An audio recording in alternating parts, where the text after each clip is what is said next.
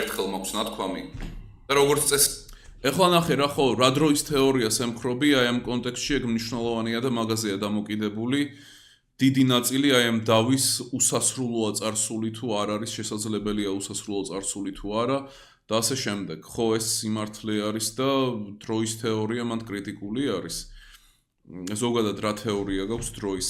და ამ ვიდეოშიც არაერთხელ ვთქვი რომ ეს არის ძალიან რთული თემა და ზოგადად მსოფლიოშიც რომ აიღო ძალიან ცოტა ადამიანი არის ვინც ვისაც შეუძლია რომ ამ თემაზე იდებატოს ან დებატზე რომ მივიდეს როგორც წესი უბრალოდ წერენ აქვეყნებენ და ასე შემდეგ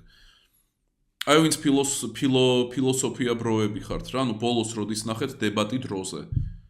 ვერ გაიხსენებთ იმიტომ რომ მაგ თემაზე ვერ დებატობენ განა იმიტომ რომ არ არის პოპულარული არა დრო ანუ დრო ხო ხდებით დიდი თემა არის უბრალოდ ზედმეტად კომპლექსური არის ზედმეტად და მარტივად რომ ვთქვა დროზე ძალიან ისეთი გააჩნია რომელ საუკუნეს აიღებ მაგრამ წინა საუკუნის გათვალისწინებით საკმაოდ ორთოდოქსული დამოკიდებულება მაქვს და აი მარტივად რომ ავხსნა იმიტომ რომ დეტალებში გამიგე ვერ შევალ მით უმეტეს თუ კი ის არ მაქვს წინ მასალა ხო ხდები და წვდომა იმეებზე რომ გადავამოწმო რაღაცა ის იმას ვქნა და რაღაცა არ არის ეს ისეთი თემა რასაც შემიძლია რომ აუ და დავიწყო საუბარი მაგრამ მარტივად რომ აგიხსნა იდეა ის არის რომ დროის აღქმა დამოკიდებული არის დროზე და დროის აღქმა დამოკიდებული არის გონებაზე ტრიპლისიტურობა დროის ანუ რო არის წარსული აწმყო და მომავალი ეგეც გონებაზე არის დამოკიდებული ადამიანის არა კონკრეტულად ზაღლი ყვავი ის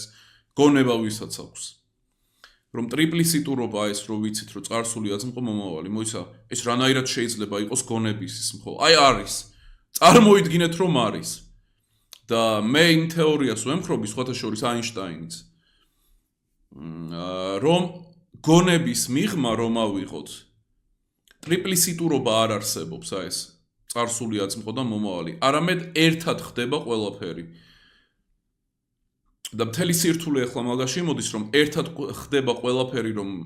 აი ამას რომ ვამბობ ეს როგორ უნდა აგიხსნა ისე რომ შეძლო ამისი გააზრება და აი მანდ უკვე მე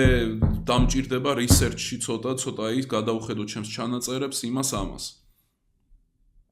ხო ხდები არ არის ეგ მარტივი რამე იმიტომ რომ გთხოვ რომ გაიაზრო რაღაცა ისეთი რაც არის თითქმის ineffable ხო ხდები გამოუხატავი შენითაც შეგიძლია დაარისერჩო ეს ამბები მაგრამ ხო ეს დროის ტრიპლისიტურობა გონებაზე არის დამოკიდებული გონების მიღმა კიდე ყველაფერი ერთად ხდება ყველაფერი ხდება ერთად ის რაც შენთვის არის წარსული ის რაც შენთვის არის აწმყო და ის რაც შენთვის პოტენციურად არის მომავალი ეგ ყველაფერი ხდება ერთდროულად მაგრამ გონება სამყაროს და იგივე დროს აი ასე იაზრებს ეს არის პერსპექტივა გონების კონკრეტულად ყველა სხვადასხვანაირად ეხება დრო ციურ სხეულებს რაღაცა თვითონ გონება რა არსებებსაც აქვთ მაგათაც ყველა სხვადასხვანაირად აღიქვამს დროს და ასე შემდეგ და ეს იმას არ ნიშნავს რომ რომელიმე პერსპექტივა არის სრულ აი მაგ ნაგავს არ წამოეგოთ არასდროს რომ უი რადგანაც ჩვენ სხვა პერსპექტივით აღვიქვამთ ესე იგი ჩვენი აღქმა რეალობის არასწორი არა ეგ არის აი პირველი კლასის თესეუ ფილოსოფიის ისინი რა ქვია ჩვენ არაფერზე წვდომა არ გვაქვს არა იმიტომ რომ საქმე იმაში არ არის რა რომ ხო ხდები სხვა პერსპექტივა გაქვს არამედ ის რომ ყველას და ყველაფერს სხვა პერსპექტივა აქვს და ყველა პერსპექტივა გამომდინარეობს ჯერ ერთი საჭიროებიდან კონკრეტული ობიექტის არსების და ასე შემდეგ და მე კიდე ნუ მოკლედ მაგრამ ეს არანაირად არ აბათილებს ეს არ ნიშნავს რომ არსებობს პერსპექტივა ანუ დამკვირვებელი